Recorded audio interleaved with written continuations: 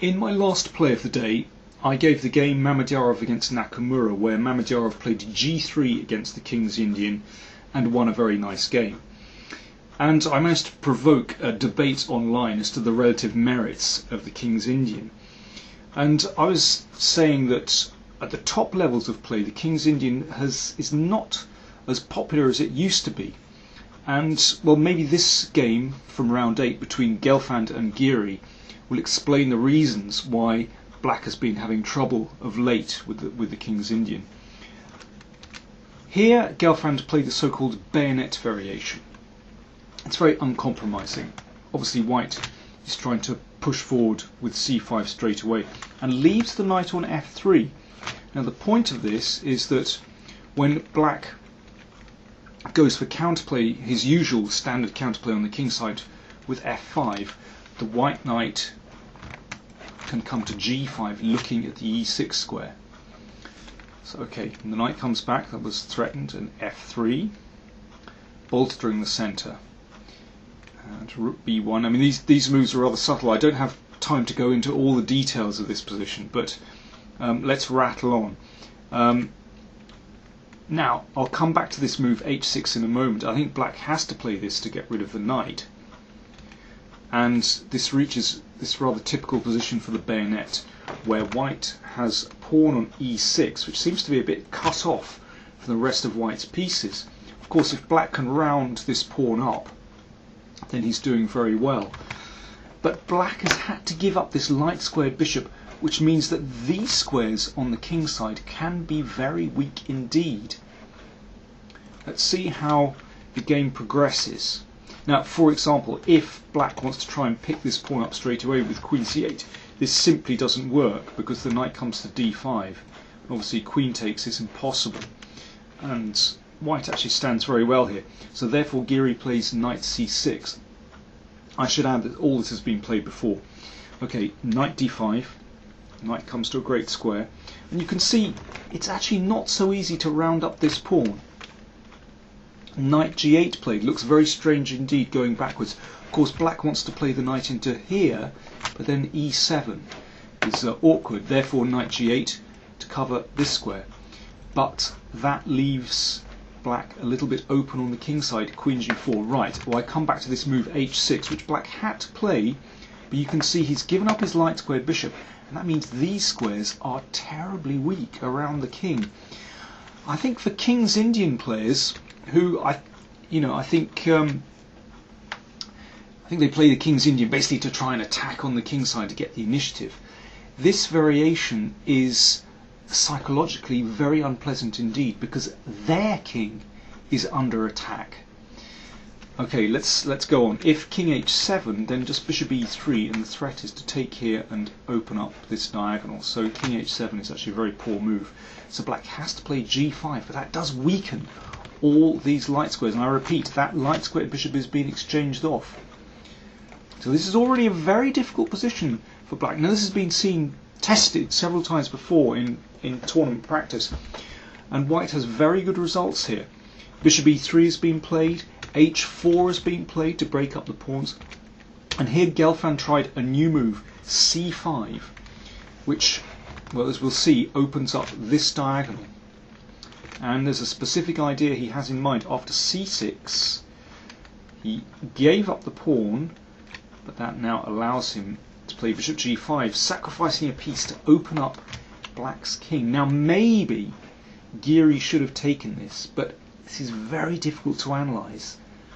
And after this check, well, I'm sure he was very concerned about the bishop coming to this diagonal, but perhaps black can hang on in this position. It's hard to say after maybe just rook across, but okay, this is a very unpleasant position to have to analyse when you know probably Gelfand had this on his board at home.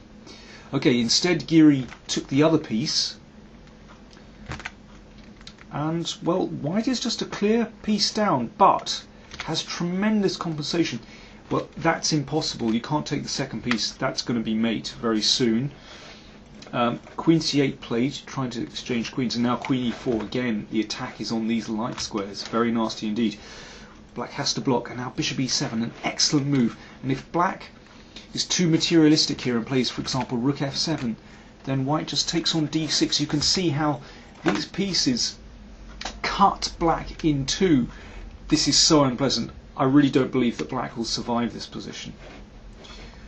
So Giri took on c5, good move, giving up this rook, returning the rook. So now white has a rook against two minor pieces, but white still has the initiative. You can see the two kings. White's king is completely safe, black's king is very exposed.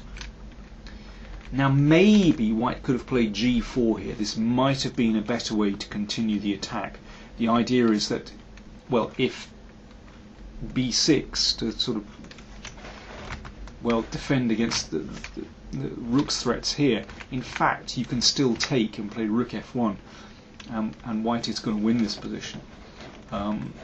This is simply too dangerous. Maybe black can do better by playing e4, but even this position is extremely dangerous for black. White has rook and two pawns against these two minor pieces. That might have been a better chance. Rook f1 was still very dangerous. I think Giri defended very well here, actually. His position is not pleasant. Okay, so we've got, I think material is even now, but the opposite colour bishops mean that it's very difficult for black to quell white's attack here. Okay, let's just go on. g3, it's quite a simplified position, but compare the kings. Two pawns around white's king and black's king wide open. Black always has to defend against this threat.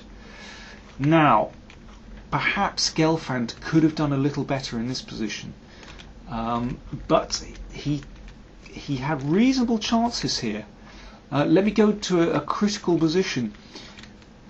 So he's just rearranging his pieces.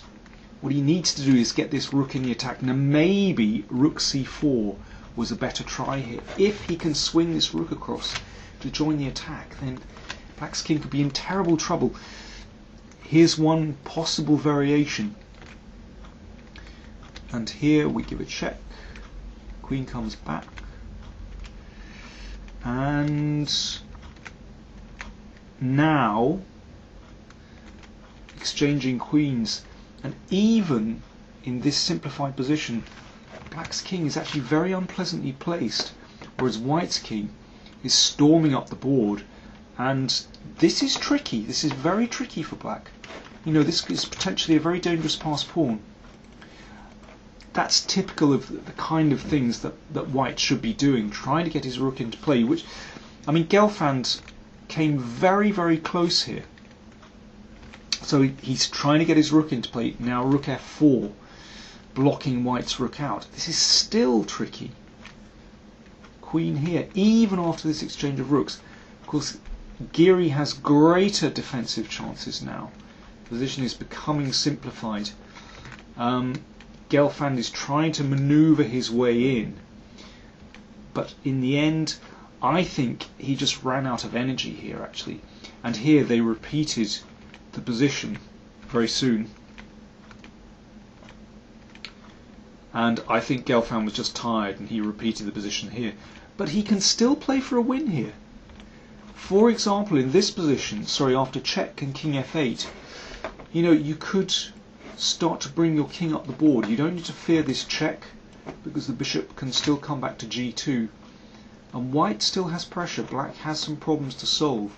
So Giri did very well to hang on here, but I hope this illustrates the kind of pressure that black often falls under in this bayonet variation of the King's Indian, and this has become a real speciality for many of the top players. For example, Kramnik has excellent results with this bayonet variation. He won a very good game against Grishuk a little earlier in the year. There you go. Gelfand still leads the tournament with 5.5 points out of 8. Mamedyarov is in second place with 5 out of 8, and then there are 3 players on 4.5, so it's still very close indeed, and with 3 rounds to go, I really think any of those players could still win the tournament. Thanks for watching.